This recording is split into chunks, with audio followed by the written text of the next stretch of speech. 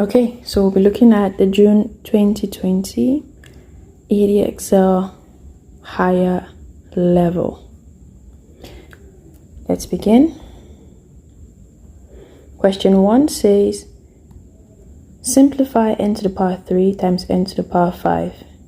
So basically we're going to apply the rule of indices here and simply add the powers up together since they're of the same base and they are multiplying each other. So this will be n to the power of 8. Question B says simplify c to the power 3 d to the power 4 over c squared d. Okay, so we are going to bring the like terms together. So we take the ones which have the same basis, which will be c to the power 3 divided by c squared. Remember, whenever they divide each other, you would have to subtract their powers. Okay, so this is d to the power 4 over d. All of them are multiplying each other. So this will be 3 minus 2 times d to the power 4 minus 1. And this will give us c times d to the power 3.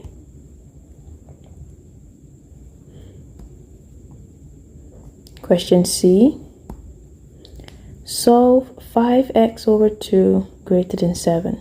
So we're just going to solve this as a normal algebraic equation. We'll start by multiplying by 2 on both sides. So multiply by 2 here, by 2. This gives me 5x greater than 14. And then I divide by 5 on both sides. And I have x is greater than 14 over 2.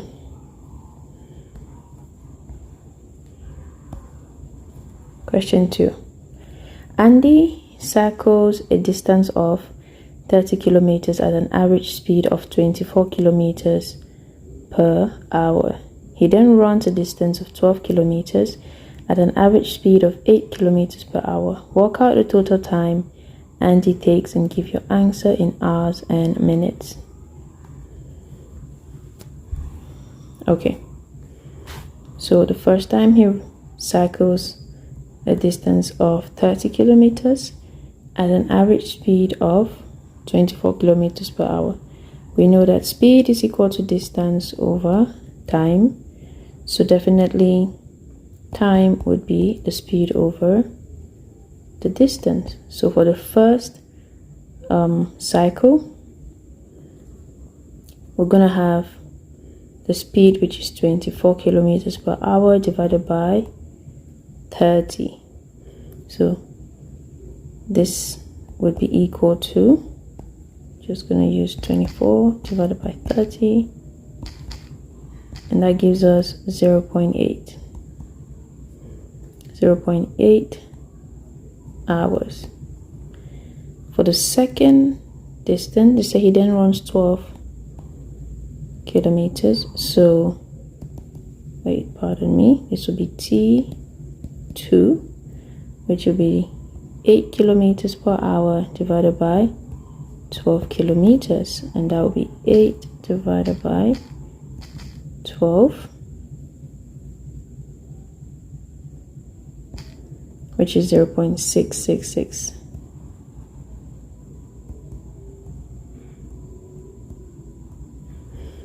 hours. Now to convert this to hours and minutes, we'll just add them both together.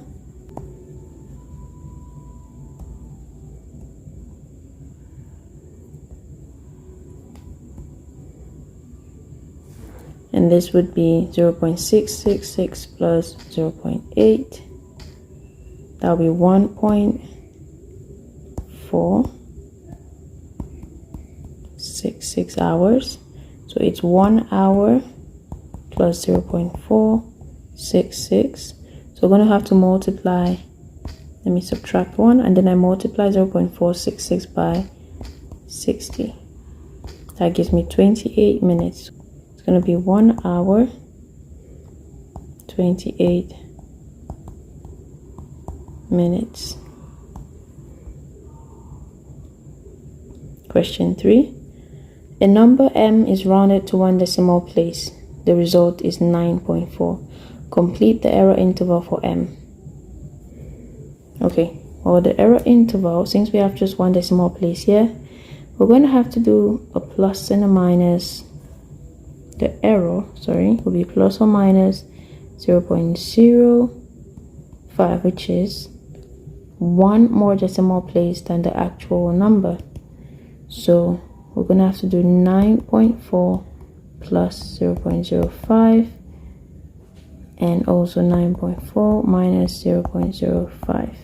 And this would give us the lower boundary, which would be 9.35 less than or equal to m, less than or equal to 9.45.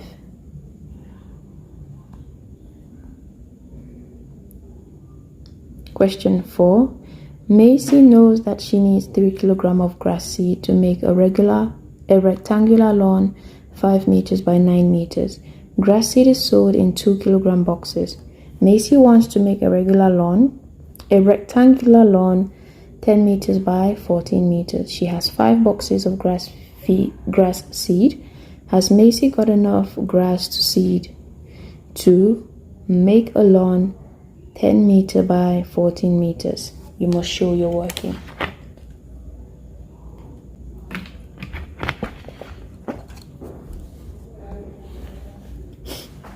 Okay, so first of all, we know that she needs 3 kilograms for a 5 meter by a 9 meter. So let's say this is a 5 by 9. She needs 3 kilograms. It means she needs 3 kilograms for 45 meters square. Just multiply both of them. It means that 1 kilogram would go for 45 divided by 3, which is 15 meters square. Okay, now grass seed is sold in 2 kilogram boxes. Okay, and they say Macy wants to make a rectangular lawn 10 by 14. A 10 by 14 would be 140 meters square. So we need to find how many kilograms of grass seed she would need. So if 1 kg goes for 15 meters square, how many kgs will go for 140? We know that if 1 kilogram makes 50 meters square, how many kilograms would make 140 meters square? So we'll have to take 140 and divide that by 15.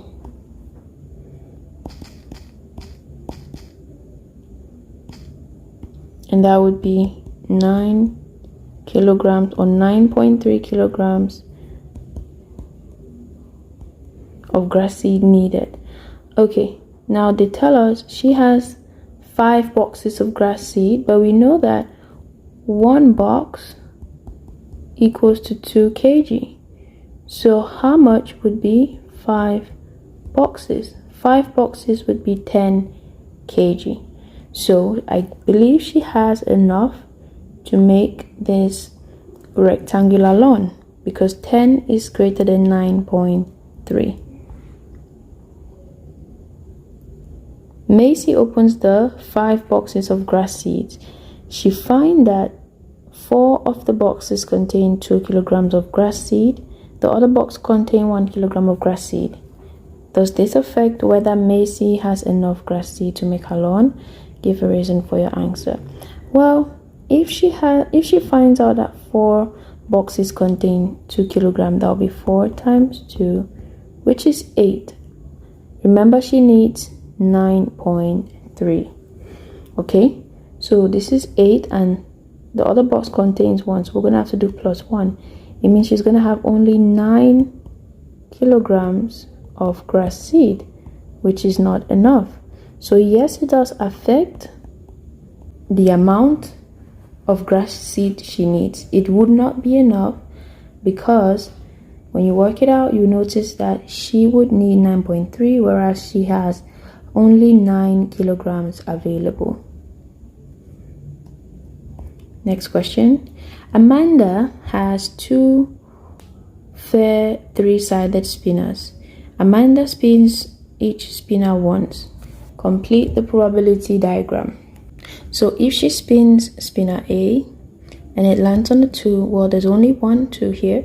So the probability of getting a 2 would be 1 out of 3 numbers. If she spins spinner B, well, spinner B is separate from spinner A. So the probability of getting a 2 would also just be 1 over 3. Okay, the probability that it doesn't land on a 2 would be 2 over 3. This as well will be 2 over 3. And the probability of it landing on the 2 would be 1 over 3 and 2 over 3. Keep in mind these probabilities. The probabilities on opposite branches must always add up to 1. Okay? So that's it. The B part says work out the probability that spinner A lands on 2 and spinner B does not land on 2. Okay, we'll go to the branch where we have spinner A landing on a 2, so it's this branch, and spinner B not landing on a 2, so it goes like this. So since they are on the same branch, we're just going to multiply both probabilities. So you're finding the probability of getting a 2 on spinner A and not a 2 on spinner B. So whenever you use the keyword and, keep in mind you have to multiply both of them. So this will be 1/3 times 2/3, which is 2/9. That's it. Question 6. Use these graphs to solve the simultaneous equation. Well, solving a simultaneous equation graphically just simply means finding the point of intersection of all the graphs. And this is the point of intersection over there. So that would mean the solution to the graph would be x equal to -2. So let me put it right here. X equal to -2 and y equal to a 4. That's it. Question 7. Oh, this is the continuation. So question 6b. Use this graph to find estimates for the solution of the quadratic equation x squared minus 4x plus 2. So we want to find the estimate. We just simply need to find where this graph would cut the x-axis, which is right over here and right over here. So we have to find the scale. Well, they took 10 tiny units for 1. It means that 1 tiny unit will be 1 divided by 10, which is 0.1. So this in the middle here will be 0.5. So if 1 tiny unit is 0.1, this will be 0.6. And this right here will be approximately 3.4. So that's the solution. X equals 0.6 and 3.4. Question 7. There is a total of 45 boys and girls in the choir. The mean age of the 18 boys is 16.2 years. The mean age of the 27 girls is 16.7 years. Calculate the mean age of all 45 boys and girls. So to do that, we would need the sum of ages of both boys and girls divided by the 45 boys and girls who are there. So the mean age, we know mean. Let's start with the boys. The mean of the boys will be the sum of ages of the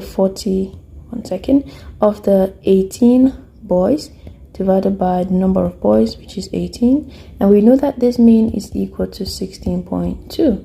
So if you want to find the sum of all their ages, we're going to have to multiply both sides by 18. So the sum can call this SOA. For the boys would be equal to 16.2 times 18,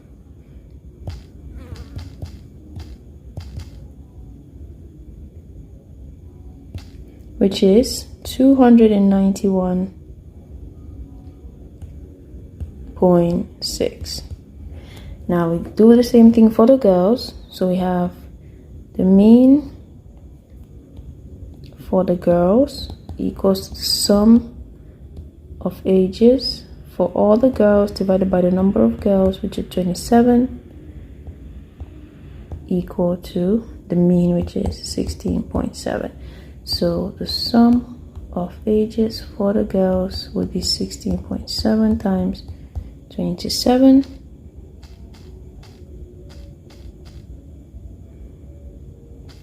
That's 450.9. So now that we know both their sum of ages, we can add them both together and divide by 45. So the sum, one second. So the mean of both boys and girls would be equal to 450.9 plus 291.6 divided by 45.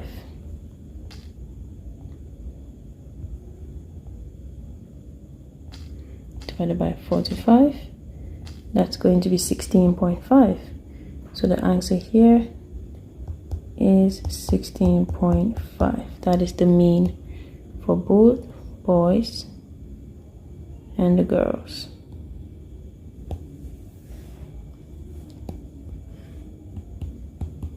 Okay, let's move on to the next question. 8.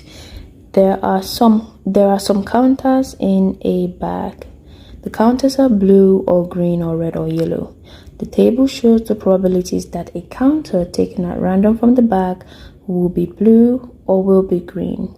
The probability that a counter taken at random from the bag will be red is 5 times the probability that the counter will be yellow. So that means if we had, let's say,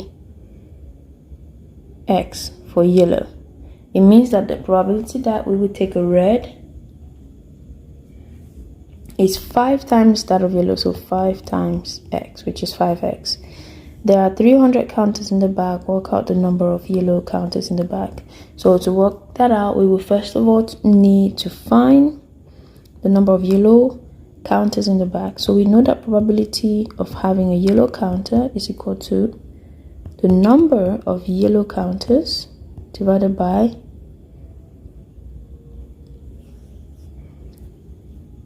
all the number of counters in total. So let's find the number of yellow counters. Well, we know that sum of all probabilities equal to 1. So we can add these up. 0.32 plus 0.20 plus 5x plus x equal to 1.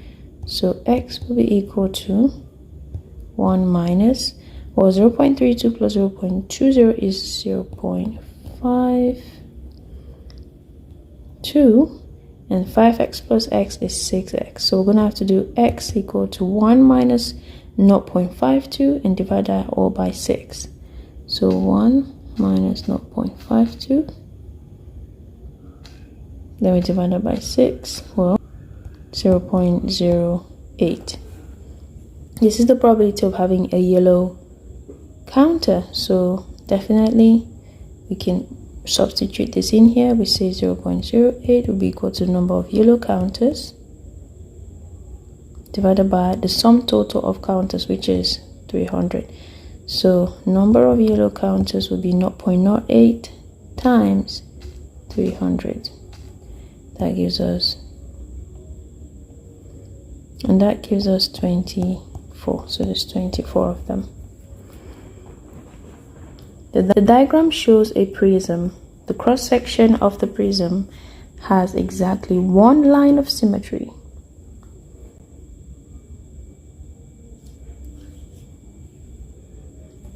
Well, this right here is the cross section You see this forward part looks somewhat like this. It has one line of symmetry, means if you cut it into 2 equal parts like this side will be equal to this one. Okay, work out the volume of the prism. So we know volume of any prism is this area times its height, and its height is 20. We need its area, so its cross-sectional area can be worked out by finding the area of the rectangle and adding it to the area of the triangle. So area of rectangle, let's begin with that. Area of rectangle would be 12 times 10, which is 120. Area of triangle, well, they didn't give to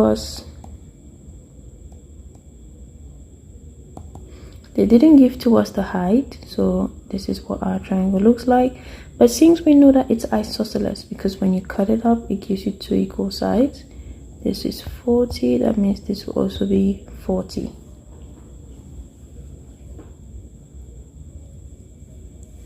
And we need its height.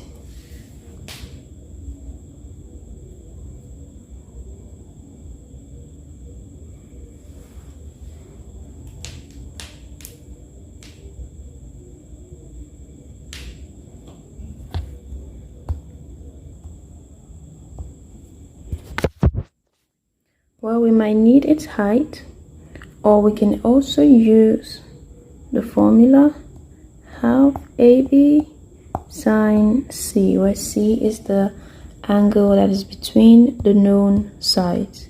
So let's say we have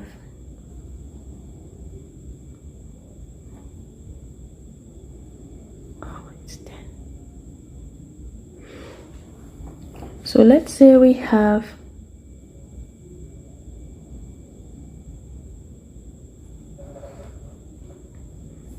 So keep in mind that the base of this triangle is exactly the same, this base, so this would be 10.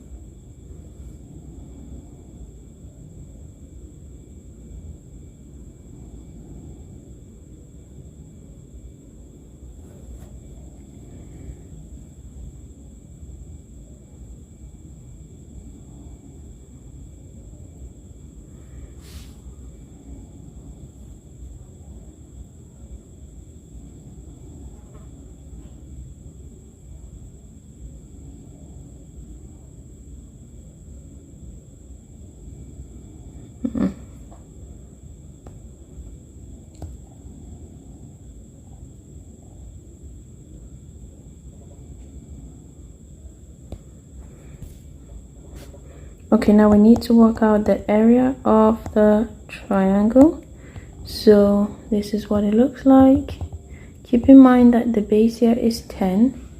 This is 40. This is 40 as well. We would need the height. Well, if that is 40 and this is 10, I can actually separate this and have a right angle triangle. This will be 5. This will be the height, and this will be 40.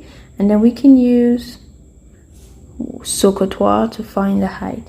So here we have the opposite and the adjacent, so that will be tan of 40 being equal to the opposite over the adjacent, and the height would be 5 tan 40.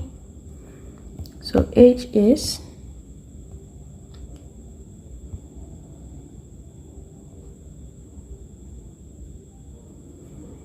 5 tan of 40,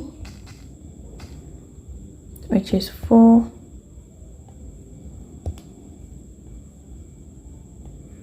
which is 4.195. Okay, now we know the height, so we can find the area of that triangle. So we do A of triangle, which is half the base is 10, times the height, which is 4.195. So I'll just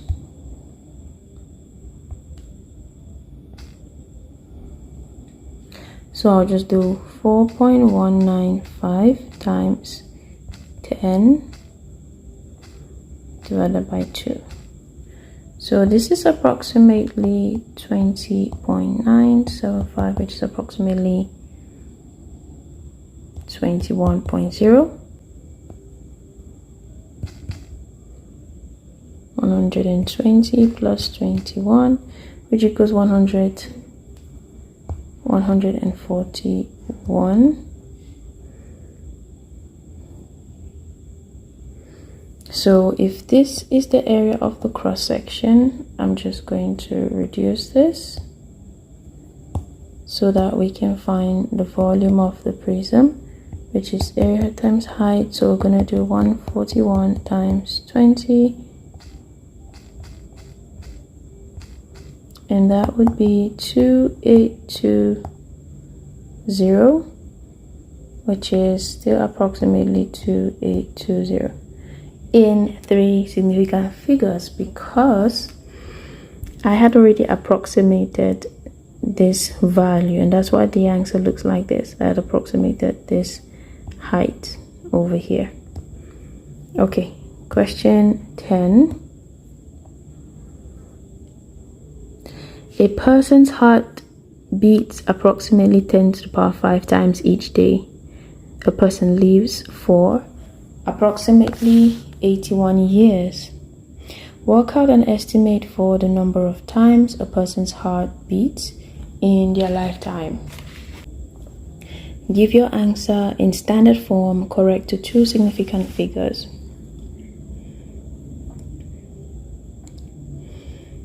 So, if his heart beats 10 to the 5 times a day, there are 365 days in 1 year. So that means in a year, his heartbeat would be 365 times 10 to the power 5, approximately.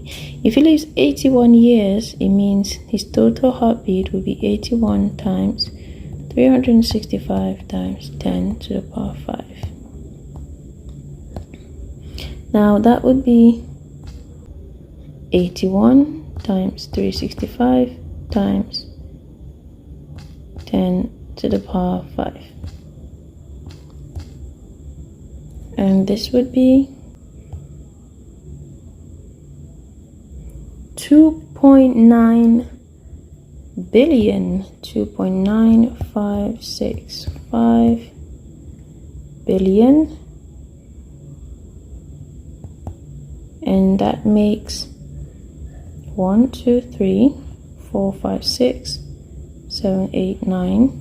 So 2.9565 times 10 to the power 9, and approximately to 2 significant figures, this would just be 3.0 times 10 to the power 9. That would be the approximate value. Then it says 2 times 10 to the power 12 red blood cells have a total mass of 90 grams. Work out the average mass of 1 red blood cell.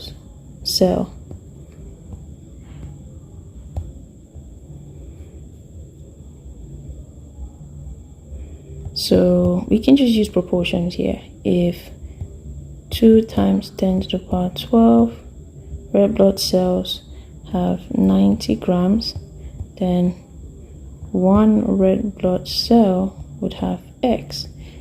So X would be equal to 90. If I cross multiply, 90 divided by 10 divided by 2 times 10 to the power 12, and that would be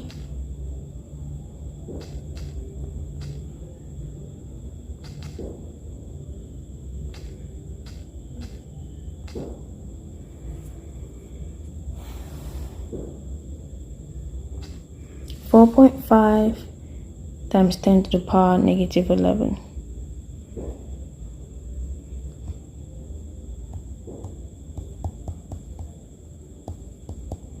Minus 11. Next question. The diagram shows a triangle P on a grid. Triangle P is rotated up 180 degrees about 0, 0 to give a triangle Q. Triangle Q is translated by 5, negative 2 to give triangle R. Describe fully the single transformation that maps triangle P onto triangle R. Okay, so let's first of all do the transformation. It is about the point 0, 0. So if we have to do a 180 degree rotation, I'm just going to extend this line. It means it's going to be on this line. It still has to be on this line. You rotate it, and these values are just going to be reflected on the opposite side. So 1, 2 becomes negative 1 and 2. So this will be negative 1 and 2. This will be the first point. Wait, let me use this blue color. That will be the first point. We have 1 and 5, which is negative 1, negative 5. So it's going to be here. And then we have 2, 5. So negative 2, 5. Okay, I'll link these up nicely.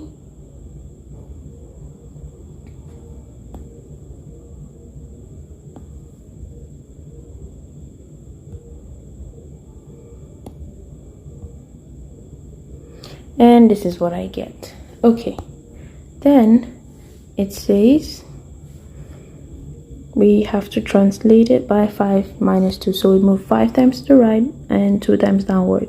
1, 2, 3, 4, 5, 1, 2. So this will be its new point. We'll do the same thing for each and every point. Well, 3 units downward, 1 unit. Okay, and that's what it looks like. So I link these up again together.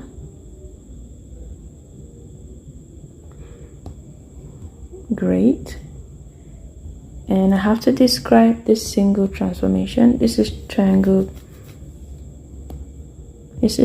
Q, this is R, and this is P. Okay, from P to R, well, we need to find the center of this rotation. So I am going to have to link up at least 2 points for each one of them to get the center of rotation. Okay, that's it. So it's approximately here. Hold on. It's going to be exactly 2.5 comma 1, negative 1, pardon me. Okay, so if we want to describe this transformation, we are going to say that this is a rotation 180 degrees clockwise, 180 degree clockwise rotation about the center 2.5 minus 1. That's it. 180 degrees clockwise about 2.5 minus 1. That would be it. Under the transformation that maps triangle P onto R, the point A is invariant. So write down the coordinates of point A. Well, invariant means the point that doesn't change and is always the point of rotation, and the point of rotation here is 2.5 minus 1. So that will be the answer.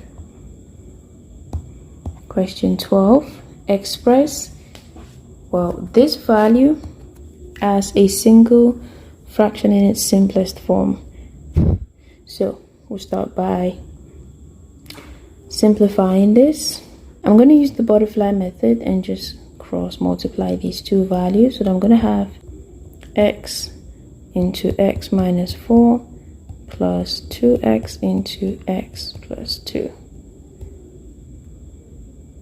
all divided by x plus 2 times x minus 4. Okay, so this would be x squared minus 4x plus 2x squared plus 4x over x plus 2 times x minus 4. And then this would be x squared plus 2x squared is 3x squared.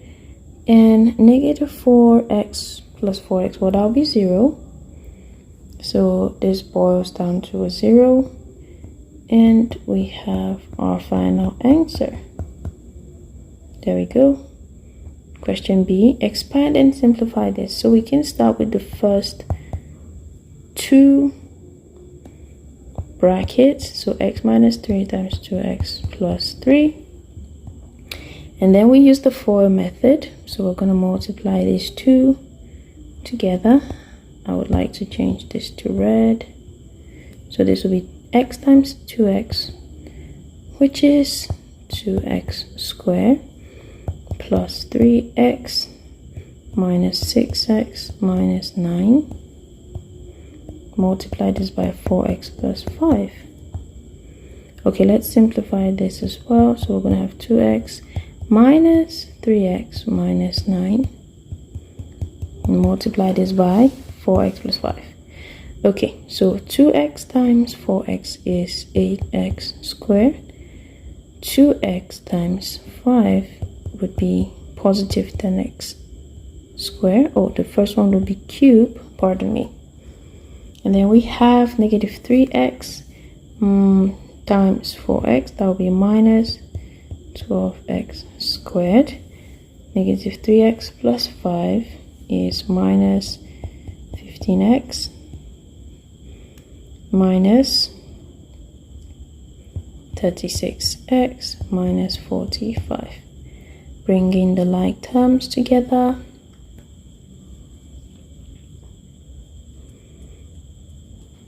We're going to have our final answer, which would be 8x cubed minus 2x squared and negative 15x minus 36. That would be 51. So negative 51x minus 45. That is a simplified version. Question 13. On the grid, show by shading the region that satisfies all of these inequalities. So x greater than 0, so we just need to identify x equal to 0, which is going to be a vertical line. And then greater means all values to the right. Greater than or equal to makes it a solid line. X less than or equal to 2, so we have another line passing through 2. Solid as well. Then we shade to the left since it's less. Y less than or equal to x plus 3. So this is the slope intercept form. It means it passes through 3. I'll get another color for these. Okay. It means it passes through 3. And then we have a gradient of 1. So it means we should run once and rise once. So if we go up like this, we're going to have each and every point that we need for our graph. Then we just link them all up together nicely. Since it's less than, it means we're talking of all the values less, which will be below the graph, so below this graph. So I've shaded that region. And then lastly, this one, I'm gonna have to rearrange it first. So I would have to put 3y greater than or equal to 6. Hold on. Negative 2x plus 6. And then y greater than or equal to negative 2/3. Erase this and make it neater. Plus 2, because 6 divided by 3 is 2. So it cuts at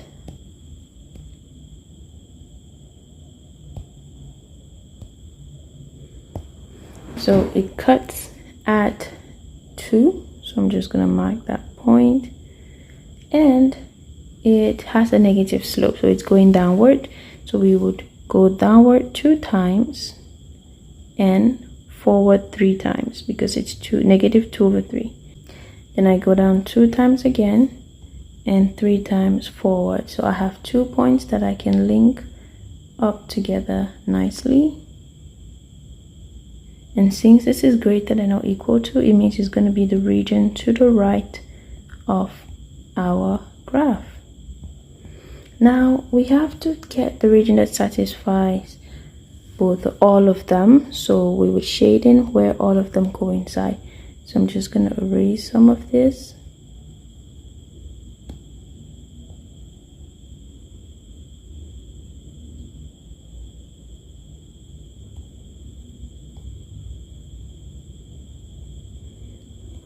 And we would see that the region where all of them meet is right over here.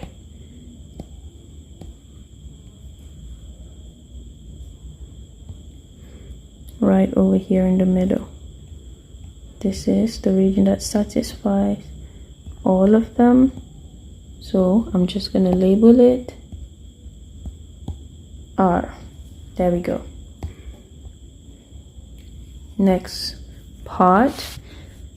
We have part B, which says the diagram below shows the region S that satisfies the inequalities. Geoffrey says that the point with coordinates 2, 4. Well, let's find out where 2, 4 is. This is 2, 4 right over here.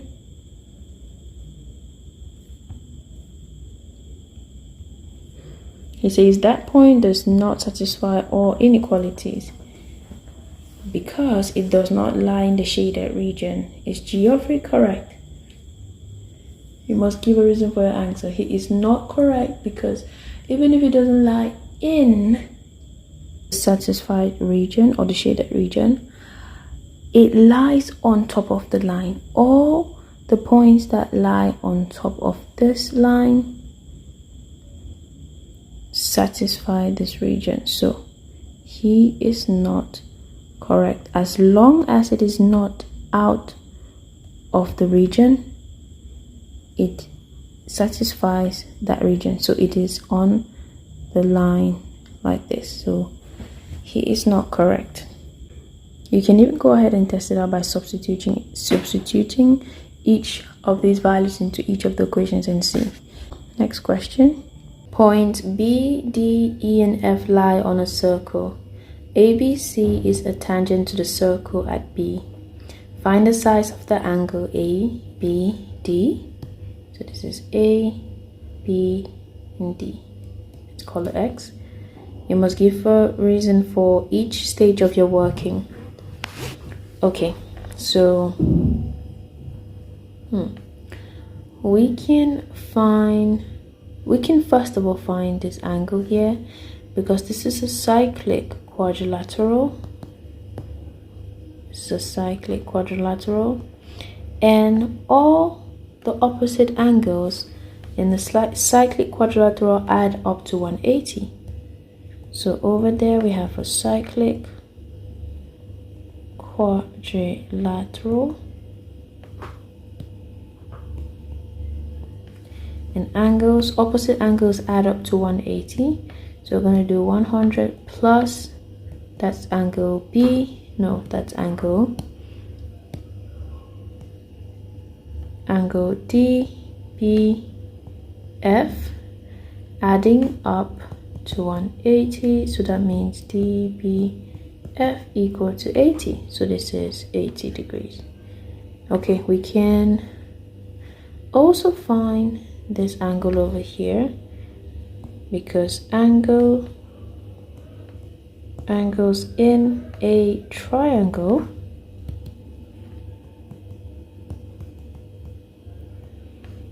also add up to 180.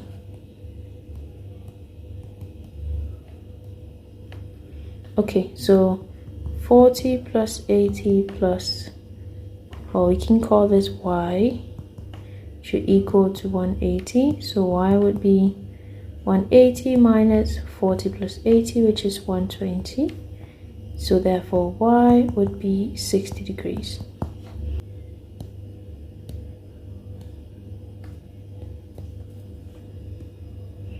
This is 60 degrees. So now I think we can use the alternate segment theorem, which says that the angle subtended by this chord right here will be exactly the same as the angle subtended by the chord that goes outwards. So this is an angle formed with the tangent, okay?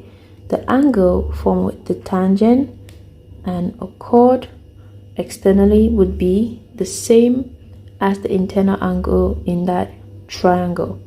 So this would also be 60 degrees. So we have the alternate segment theorem.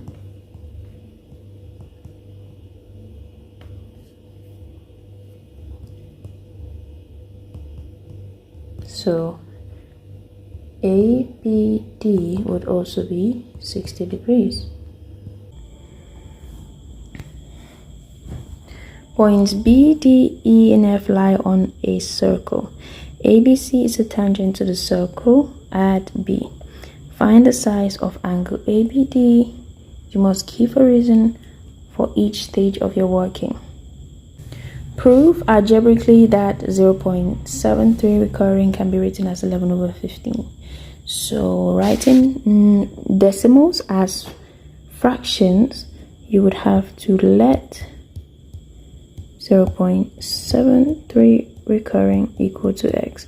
So that means x is 0.7333. Okay, so if that's the case, well, we have one number recurring, it means we have to multiply that by 10.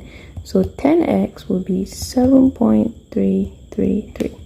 So now we subtract them. So I subtract x here. That means I also have to subtract 0.7333. So we do 7.333 minus 0.733, and that gives us 6.6. So 6.6. So here we're going to have 9x equals to 6.6. So x will be equal to 6.6 divided by 9. So I'm going to move this one time to the right to make it a whole number. So I'm just going to have to add 1 0 at the bottom as well.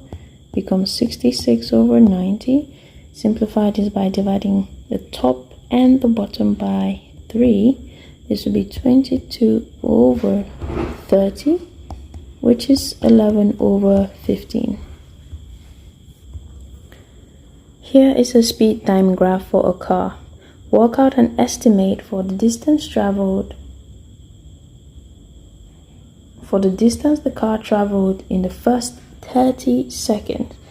So in the first 30 seconds, we have this right over here. Well, to work out distance from a speed time graph, you've got to do the area underneath. So it's an approximate. The area underneath the graph.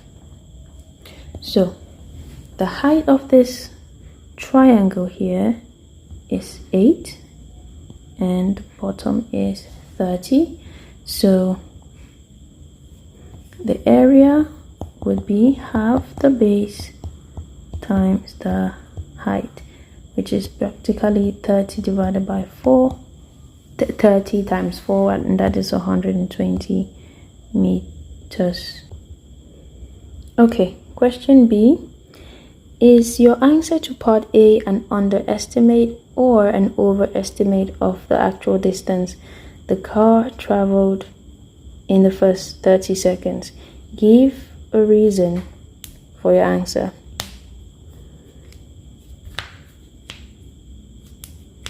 Well, I'm going to say this is an underestimate because when you look at the graph carefully, the area under this region is underestimated, is not fully covered. You can see that there is an extra amount that has not been covered, so I would say this is an underestimate. If I would have covered this full region, then I would have probably gotten the right or a better approximate for the answer.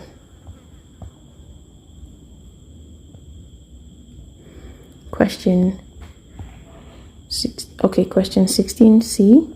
Julian used the graph to answer this question. Work out an estimate for the acceleration of the car at time 60 seconds. Here is Julian's working. Acceleration is equal to speed divided by time, or at 60 seconds. Let me check it out. At 60 seconds. So you want to find, so this is 60 seconds. Let's go back.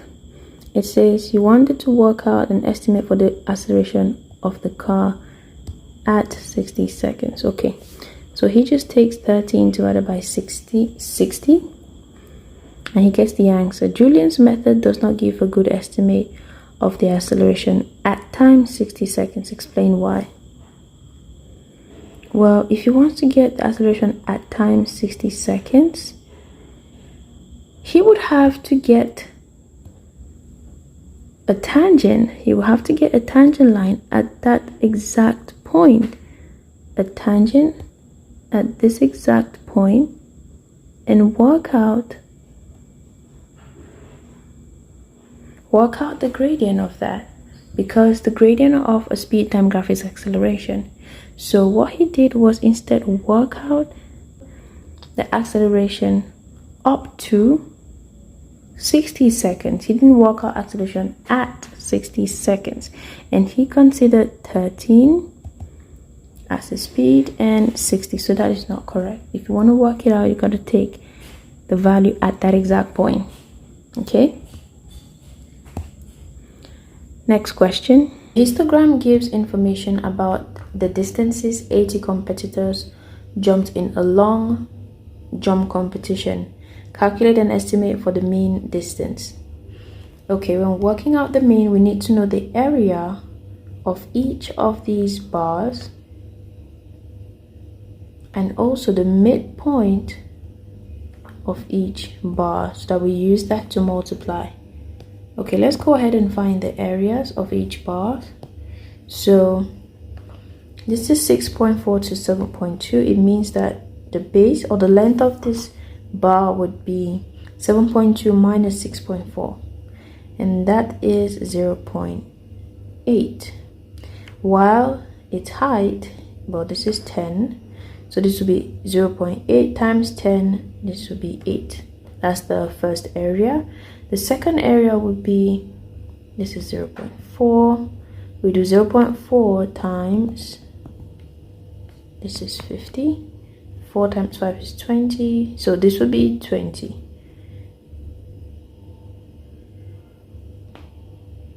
Okay, then here we have 0.4 again.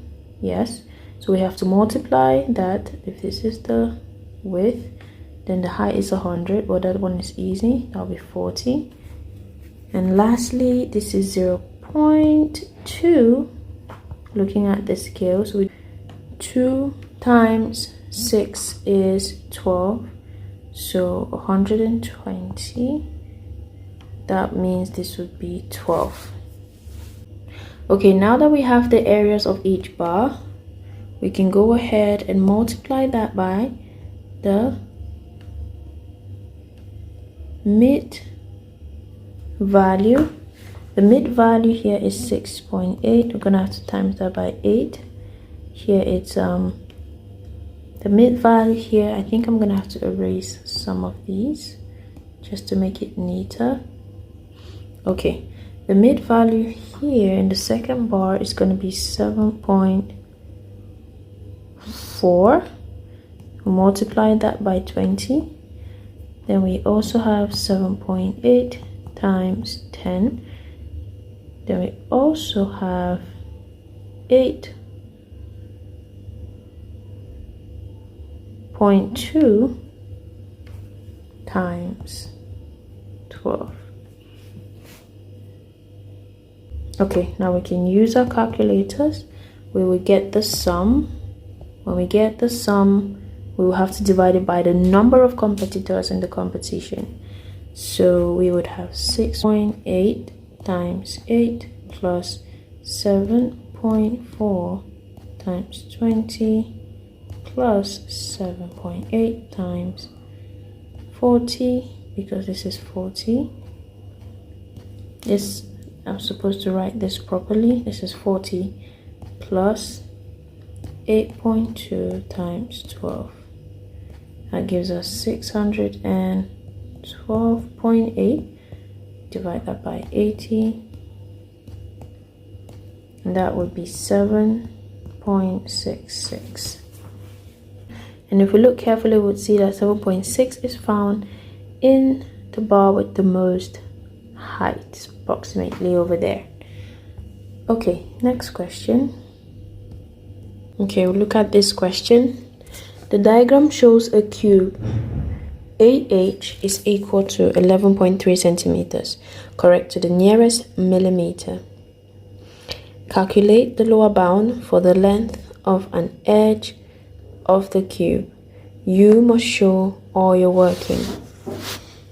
Okay, there's two ways we can do this. So I'll start by saying we can have AH right over here, and this would be a triangle. Okay, now we know that all the sides in a cube meet at a right angle. So this would be a right angle over here because these two sides meet. Now this is a cube, so all these lengths on the outside would be the same. I can call this X. If this is X, this would also be X. Okay, and then this would also even be an X. Okay, if I can find this bottom part, because they say that this is 11.3, I'll just label that. So if I can find this bottom part, then I can also find 11.3. So this is a right angle here. This is also a right angle. Okay, let's start with the red triangle. Let's begin with this one. So if this is the right angle, we can use Pythagoras to find FH. So I'm going to say FH squared is equal to x squared plus x squared. So that means FH squared is equal to 2x squared. Okay, now we have FH. Wait, hold on. FH will just be the square root of 2x squared. That means we can go on to find the value of x in the yellow triangle. So this is 11.3, which is the hypotenuse again. So once again, we can say 11.3 squared should be equal to FH squared plus FA squared. So that would be 11.3 squared equals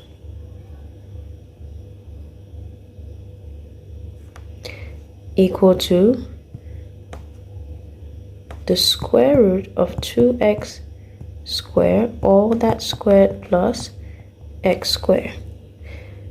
Okay, since we're talking about the lower boundary, I think I'll have to change this to its lower bound. The lower bound of 11.3 is 11.25 because I subtracted 0.05, and this will be equal to, I have to square this. This will be equal to When you square a square root, it gives you the actual number itself. So this will be 2x squared plus x squared. Okay, then we're going to have 11.25 squared equal to 3x squared. So x would be 11.25 squared divided by 3 all square root. Put this in the calculator.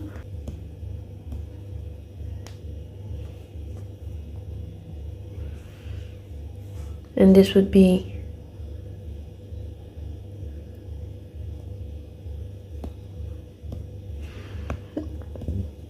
11.25 squared divided by 3, and then we take the square root of the answer, and that would be 6.49. So this would be 6.49, which is approximately 6.5 to the nearest centimeter. Okay, that's how we can do it. We could do that, or we could go by using the formula for the diagonal. The formula for the diagonal of a cube or a cuboid would be, let's call it D. The diagonal will be a squared plus b squared plus c squared, all square root.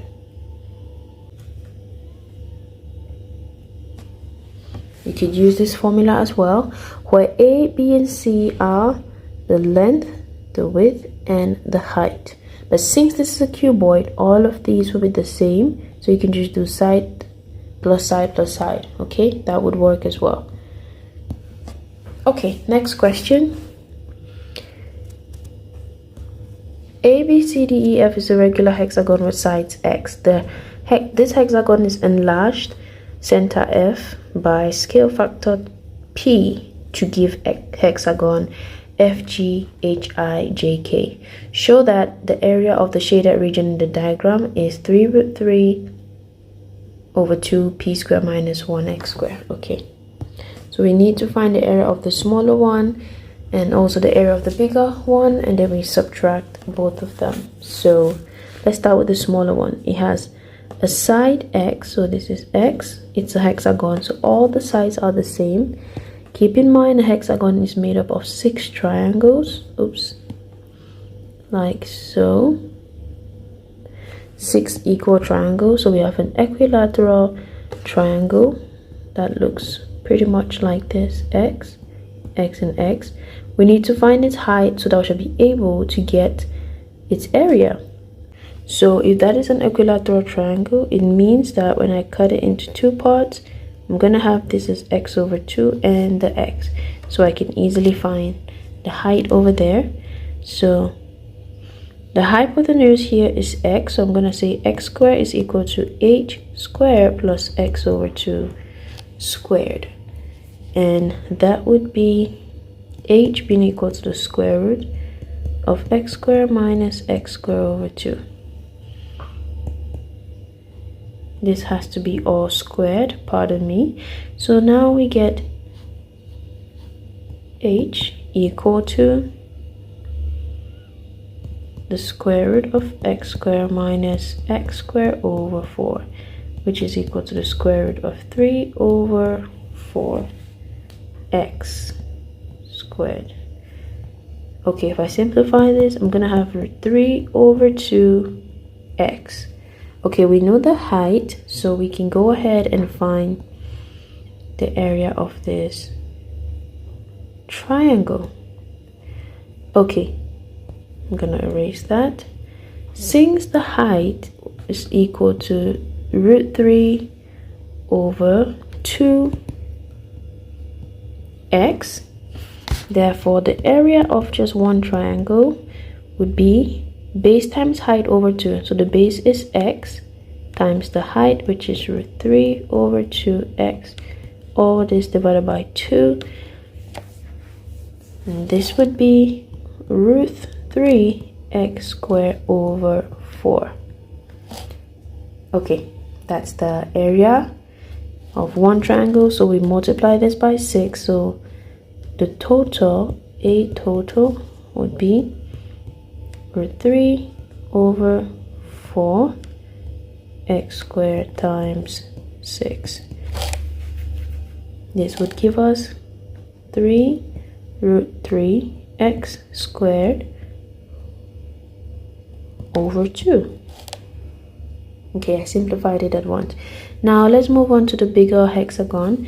It is increased by a scale factor p, so this would have, we'll have a side of px. Okay, since it has a side of px, I'm just going to do the same thing. So we're going to have a triangle like this. Well, this would be px, this would be px over 2. Okay, let me just flip that around so that it's easier to see. So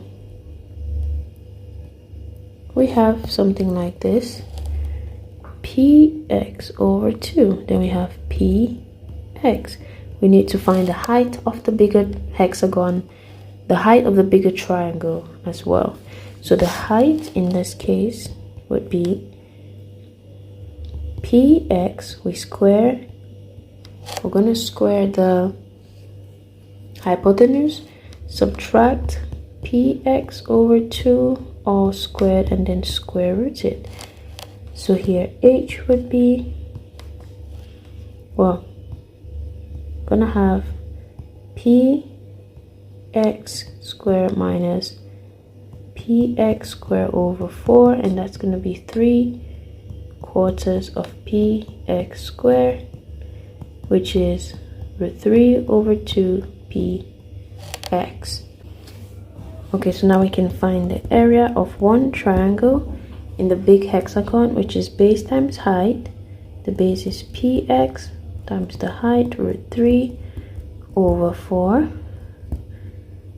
px, all this divided by 2. Oh, this is supposed to be a 2, root 3 over 2. And then we're going to have px, well, px all squared, root 3 over 4.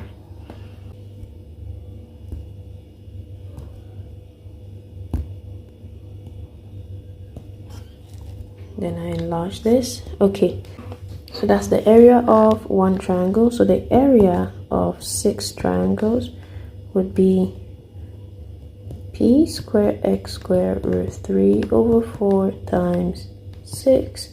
That simplifies to p squared x squared root 3 over 2. Well, all of this times 3.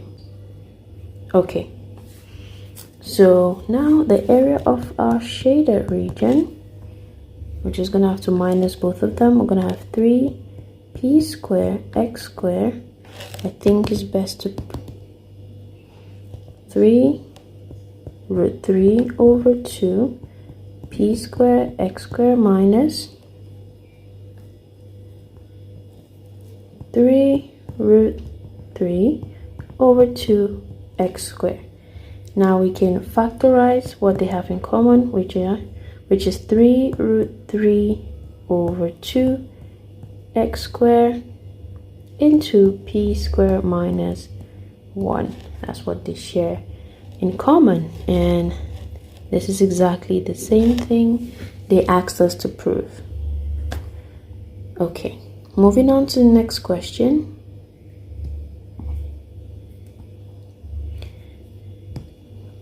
Here is a list of 5 numbers: 98 to the power 53, 98 to the power 64, 98, and so on. Find the lowest common multiple of these 5 numbers.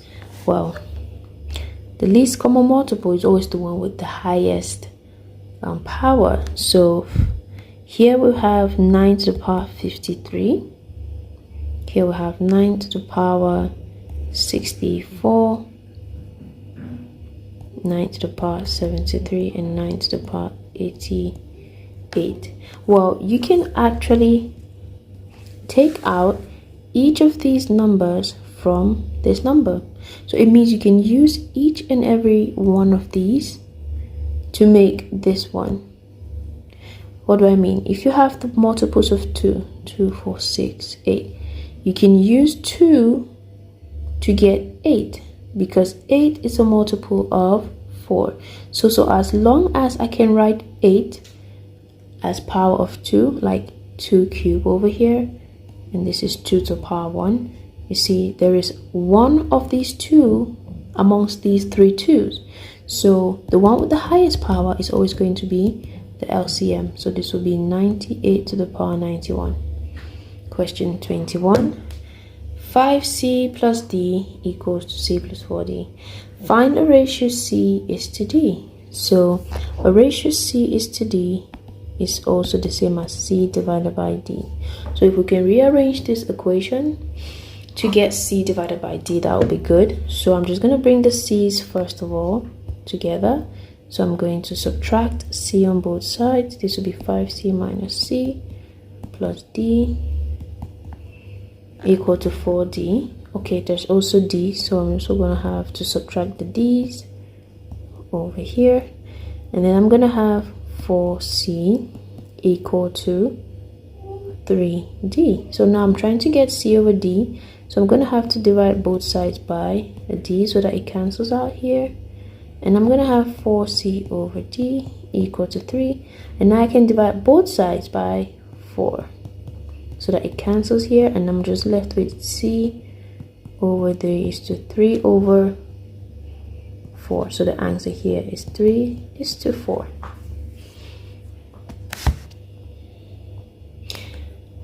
Last question. 6x squared is equal to 7xy plus 20y squared, where x is greater than 0 and y is greater than 0. Find the ratio of x to y.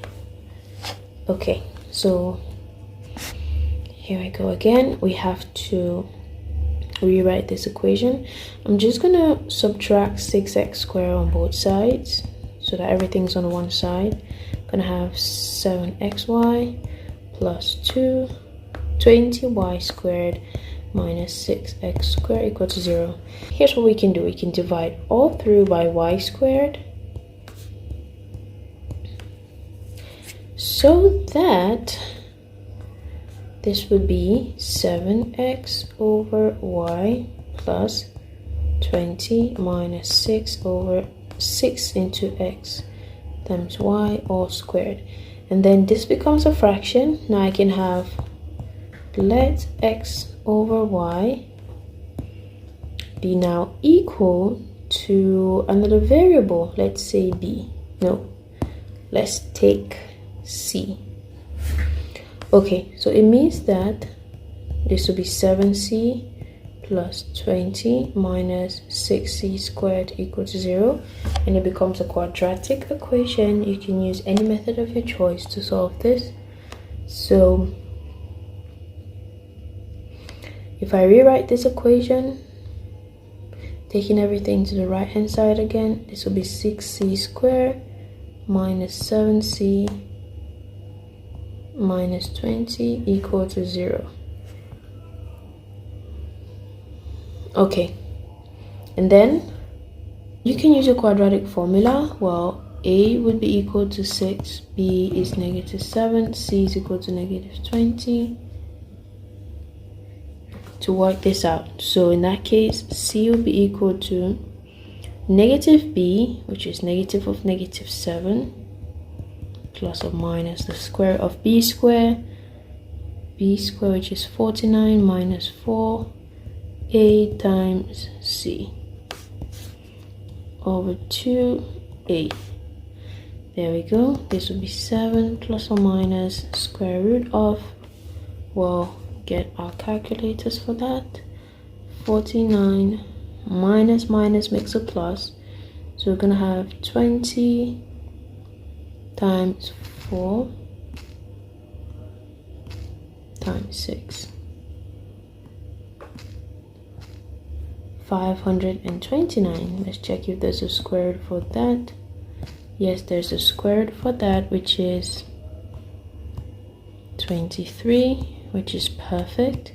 So we're going to have 7 plus or minus the square root,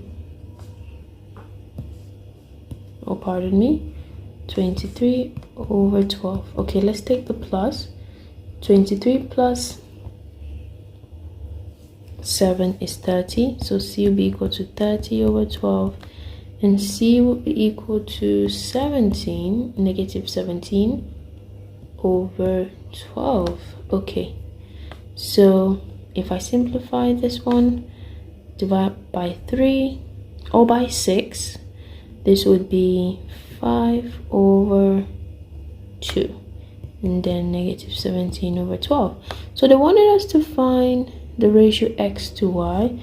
Remember, we let x over y to be c, so this is actually x over y.